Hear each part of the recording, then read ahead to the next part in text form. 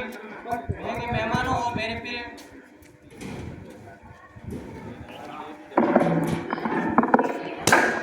परम आदरणीय मुख्य अतिथि महोदय, विशिष्ट अतिथिगण, सम्मानित मंच, समस्त गुरुजन और ढाणी से पधारे हुए महंगे मेहमानों, विद्यालय परिवार की ओर से आपका हार्दिक स्वागत है। और इस विद्यालय का पूर्व विद्यार्थी होने के नाते मैं आप सभी को आज के इस पावन पवित्र स्वतंत्रता दिवस की बहुत बहुत बधाई देता हूं।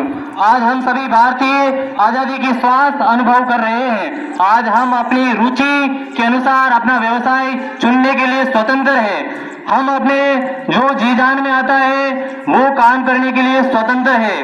पहले कोई दौर था जब आदमी 14-15 घंटे काम करता था, लेकिन फिर भी उसका पेट नहीं भरता था। वो दौर था गुलामी का दौर था। उसमें अंग्रेजों ने सदियों तक हमें गुलाम बनाए रखा। 2 सदियों तक तो अंग्रेजों ने गुलाम रखा। उससे पहले भी मुगलों ने, तुर्कों ने, अरबों ने ऐसे कई सारे अनगिनत आक्रमण इस देश पर होते रहे हैं। मगर आज जो दिन हमें मिला है, इसके लिए हमारे स्वतंत्रता सेनानियों का बहुत बड़ा हाथ है।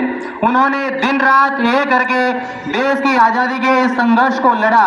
उन्होंने अपने प्राणों का मोह न करके देश को सर्वस्व मानते हुए अपना सर्वोच्च न्योछावर कर दिया। तो हम सभी का भी कर्तव्य बनता है कि हम अपने आप को देश के लिए समर्पित रखें, हम अपने आप को देश प्रेम की भावना से ओतप्रोत रखें। आज वर्तमान समाज के अंदर भी कई सारी समस्याएं हैं, कालाबाजारी, रिश्वतखोरी, बेईमानी। अगर यही सारी समस्याएं उस समय हमारे जो स्वतंत्रता सेनानी थे वो करते तो शायद भारत को आजादी नहीं मिलती। उन्होंने इन सब से ऊपर उठकर, व्यक्तिगत स्वार्थों से ऊपर उठकर देश को सर्वस्व माना। ऐसे वीर सेना नायकों में महात्मा गांधी, जवाहरलाल नेहरू, सुभाष चंद्र बोस, भगत सिंह, अशफाक उल्लाह खां, रानी लक्ष्मीबाई जैसे हजारों लाखों नाम हैं। कुछ नाम तो हम जानते हैं, मगर ऐसे अनेकानेक नाम हैं जिनके बारे में हम जानते भी नहीं है, मगर आजादी के संघर्ष में उनका भी बहुत बड़ा योगदान रहा है। हम सभी भारतीयों का यह कर्तव्य बनता है कि हम अपने वीर सेना नायकों का सम्मान करें और जो उन्होंने सपने देखे थे देश की आजादी के लिए और उसके बाद में आजाद करने के बाद में कि भारत कैसा होना चाहिए, हमें उन्हीं रास्तों का अनुसरण करना चाहिए। आज जो समस्याएं विद्यमान हैं, हमें उनका यथोचित समाधान ढूंढना चाहिए। आज पर्यावरण प्रदूषण, ग्लोबल वार्मिंग जैसी समस्याएं ऐसी उभर कर आई है जिसके कारण से पृथ्वी त्राहिमाम कर रही है। तो इस पृथ्वी को बचाए रखना भी हमारा कर्तव्य है। यह पृथ्वी हमें अपने पूर्वजों से विरासत में मिली है और आने वाली पीढ़ियों को हमें इसे ब्याज सहित चुकाना होगा।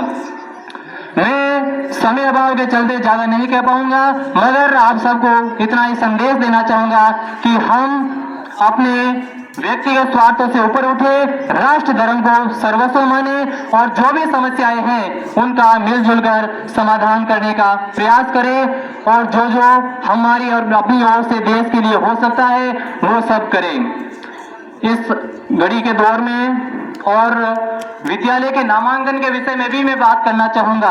सरकारी विद्यालय में आप देखते हैं कि पाठ्य पुस्तकें निःशुल्क वितरित की जाती है। सरकार के द्वारा आजकल यूनिफॉर्म भी दी जा रही है। आपको ये भी पता है कि सरकारी विद्यालय में जो पढ़ाते हैं वो एक भर्ती परीक्षा उत्तीर्ण करके यहाँ तक आते हैं। ऐसा नहीं है कि जब उनका मन हो गया यहाँ आ गए या सरकार को अच्छे लगे इसलिए आ गए, ऐसा नहीं है। ये जो भी शिक्षक आपको दिखाई दे रहे हैं ये योग्य है, इन्होंने भर्ती परीक्षाओं को उत्तीर्ण किया है। तो आप खुद सोचिए, प्राइवेट स्कूलों में कौन पढ़ाते हैं और गवर्नमेंट स्कूलों में कौन पढ़ाते हैं। प्राइवेट स्कूलों में वो पढ़ाते हैं जिनसे एग्जाम क्लियर नहीं होता है, लेकिन आज भी इस ढाणी के इस तरह के और भी कई गांवों में, समाजों में ये देखने को मिलता है कि ज्यादातर बच्चे प्राइवेट स्कूलों में जाते हैं। थोड़ा अपने आप को समझाना होगा, सोचना होगा कि जब यहाँ पर योग्य लोग पढ़ा रहे हैं तो क्यों ना हम अपने विद्यार्थियों को यहाँ भेजें। कोई कमी है नहीं। आप रंग रोगन विद्यालय का देखते हैं, इसी तरह से शिक्षा में भी नवाचार यहाँ होते रहते हैं। सरकार की ओर से जो भी योजनाएं आती है वो सबसे पहले सरकारी विद्यालय में ही आती है, लेकिन पता नहीं क्या हो गया है कि लोगों को रास ही नहीं आता। जब तक पैसे खर्च नहीं होते तब तक उनको लगता ही नहीं कि कुछ हो रहा है। कोई बड़ा खर्च हो तभी अच्छा हो ऐसा जरूरी नहीं होता। कई बार हम ये तय करते हैं कि जो ज्यादा चीज महंगी होगी, जितनी महंगी होगी उतनी अच्छी होती है, लेकिन ऐसा नहीं है। ईस्ट इंडिया कंपनी जिसने हमें 200 साल तक गुलाम रखा, मगर आज देश के अंदर हजारों लाखों विदेशी कंपनियां हैं जो आर्थिक गुलामी का दौर चला रही है। वो ऐसे ऐसे विज्ञापन चलाती है जिसके कारण से मानसिकता चेंज हो गई है और उसके कारण हम सही चीज को पहचान नहीं पा रहे। तो मैं एक बार पुनः ढाणीवासियों से आग्रह करूंगा, आप अपने सभी बच्चों को ज्यादा से ज्यादा सरकारी विद्यालयों में भेजने का कष्ट करें। इन्हीं शब्दों के साथ मैं अपनी वाणी को विराम देना चाहूंगा। एक बार पुनः मां भारती का जयकारा करेंगे। भारत माता की, भारत माता की। आप सबने इतने लंबे समय से मुझे सुना, इसके लिए आप सबका बहुत बहुत धन्यवाद। जय हिंद, जय भारत।